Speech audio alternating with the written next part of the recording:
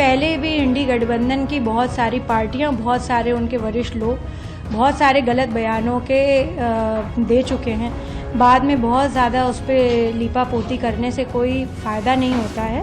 और living in the digital age, ये ice age है, इंफॉर्मेशन, कम्युनिकेशन और एंटरटेनमेंट की एज है। ये हम कैसे सोच भी सकते हैं कि तोड़ मरोड़ करके किसी ने किसी का बयान दिया। वरिष्ठ है, वो खुद माफ़ी मांग लेनी चाहिए उनको। Is a seasoned politician. इस तरीके की पहले मुझे नहीं पता उनके कौन से सलाहकार थे जो उनको इस तरीके का बयान देने पे उनकी क्या मजबूरी रही होगी। देखिए, मैं समझती हूँ भारत एक बड़ा संस्कारवान देश रहा है। हमने अपनी महिलाओं के लिए, बेटियों के लिए, हमारे भारत में एक बहुत विशेष स्थान है। महिलाओं की देवी स्वरूप पूजन होता है यहाँ पर।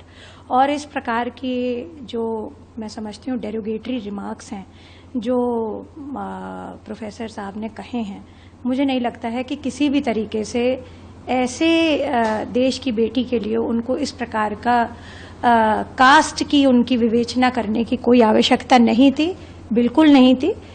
क्योंकि उस बच्ची ने, उस भारत की बेटी ने तब हमारे सभी लोगों का, सिर्फ महिलाओं का नहीं अपितु पूरे भारतवर्ष को लीड किया ऑपरेशन सिंदूर में। मैं समझती हूँ ऐसी हमारी जो बेटियां होती हैं, हमारी छाती बड़ी गर्व से भर जाती है कि हम ऐसे बच्चों के जो है बारे में ऐसे डेरोगेटरी रिमार्क्स अगर देंगे तो भारत के अन्य महिलाएं क्या सोचेंगे, अन्य जो है बेटियां क्या सोचेंगी। वो संबल के रूप में है, एक प्रतीकात्मक चिन्ह है शौर्य का। तो मैं समझती हूँ कि ये बहुत गलत बात है।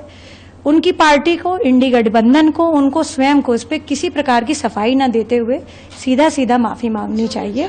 आई think there should be no need कि उनको किसी भी तरीके का कास्ट बेस्ड पॉलिटिक्स या उनको इस तरीके की कास्टिस्ट रिमार्क्स देना चाहिए था। पहले भी इंडी गठबंधन की बहुत सारी पार्टियां, बहुत सारे उनके वरिष्ठ लोग बहुत सारे गलत बयानों के दे चुके हैं। बाद में बहुत ज़्यादा उस पर लीपापोती करने से कोई फ़ायदा नहीं होता है। और मैं समझती हूँ कि भारत में जिस प्रकार के संस्कार हैं, देश देखिए बहुत समझदार हैं। हम 21वीं शताब्दी के भारत के निवासी हैं। हमारे पास आजकल सब कुछ सोशल मीडिया पे झटपट तरीके से आता है। आज जो हम सोचते थे पहले कि तार भेजा है, लेटर भेजा है, वो आप जो है 1 सेकंड में भी नहीं, मुझे लगता है माइक्रो सेकंड्स में व्हाट्सएप पहुंचता है। We are living in the digital world, we are living in the digital age. ये आइस एज है, इंफॉर्मेशन, कम्युनिकेशन और एंटरटेनमेंट की एज है। ये हम कैसे सोच भी सकते हैं कि तोड़ मरोड़ करके किसी ने किसी का बयान दिया। साफ साफ उसमें दिख रहा है उन्होंने क्या बोला है। और ऐसे रिमार्क्स के लिए उनको किसी प्रकार की सफाई देने की आवश्यकता नहीं। वरिष्ठ है, वो खुद माफी मांग लेनी चाहिए उनको। Is a seasoned politician. इस तरीके की पहले मुझे नहीं पता उनके कौन से सलाहकार थे जो उनको इस तरीके का बयान देने पे उनकी क्या मजबूरी रही होगी। और अगर रही है तो भाई उसको अमेंड करने के लिए कोई छोटा नहीं होता, गलती मानने के लिए कभी। अपनी गलती मानने से वो व्यक्ति का बड़प्पन नहीं दिखता है, उनको माफ़ी मांगनी चाहिए।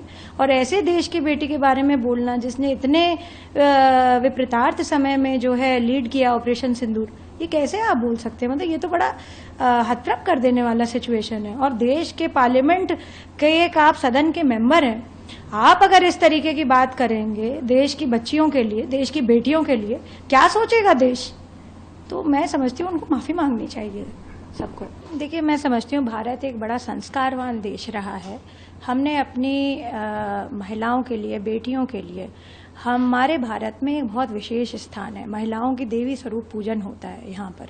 और इस प्रकार की जो मैं समझती हूँ डेरोगेटरी रिमार्क्स हैं जो प्रोफेसर साहब ने कहे हैं, मुझे नहीं लगता है कि किसी भी तरीके से ऐसे देश की बेटी के लिए उनको इस प्रकार का कास्ट की उनकी विवेचना करने की कोई आवश्यकता नहीं थी, बिल्कुल नहीं थी।